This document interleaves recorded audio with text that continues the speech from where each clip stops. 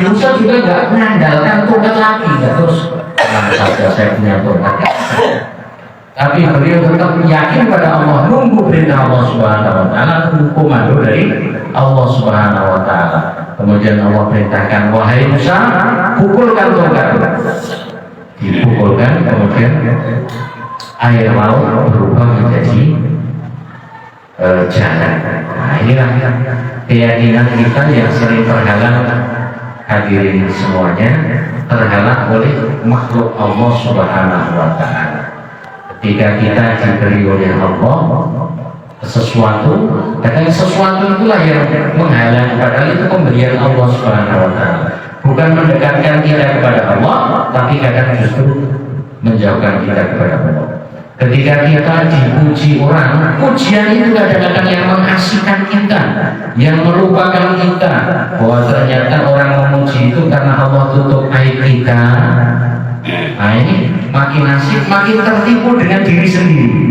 Dengan pujian itu asik bahwa bapak ini baik, bapak ini soleh. Kemudian kita nggak berusaha untuk soleh betulan, tapi biarlah orang mengatakan saya soleh, walaupun saya ini sebenarnya nggak soleh. Ini kadang-kadang tertipu oleh pujian itu menghalangi kepada baiknya Allah. Maka ketika dicaci juga sama, dicaci kita lemes, kayak orang lain menghina kita, akhirnya padahal sebenarnya kalau betul-betul Allah tampakkan aib kita, tidak hanya mencaci tapi bisa saja malah membunuh kita. Kita masih ditutupi sebagian aja yang dibuka oleh Allah. Maka bagaimana kita untuk ampuh itu ya pakai senjata kelapa.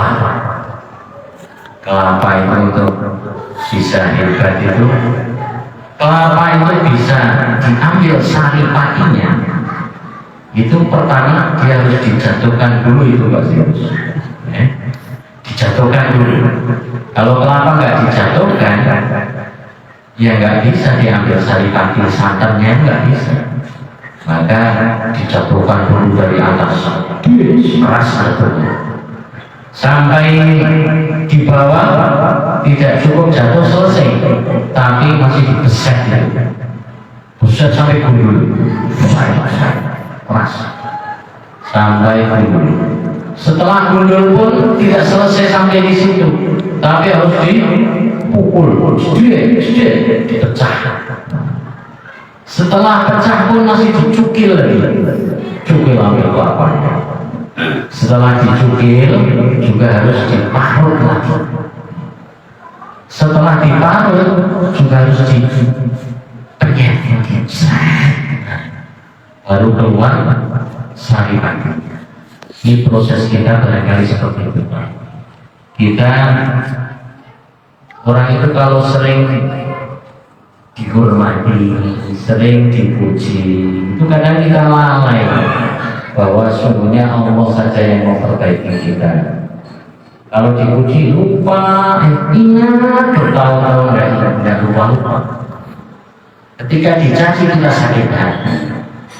Nah ini Allah Subhanahu Wa Taala hadirkan ketika orang mencaci kita bahwa bibir dia yang menggerakkan adalah Allah Subhanahu Wa Taala. Untuk apa? Untuk menjadi ladang amal bagi saya.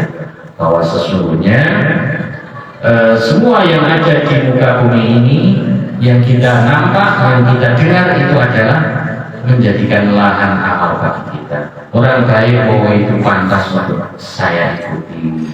Oh orang jahat, menyakiti hati, oh ini ternyata saya nggak baik kalau ikut dia. Saya akan jaga mulut saya sehingga menjadi mulut yang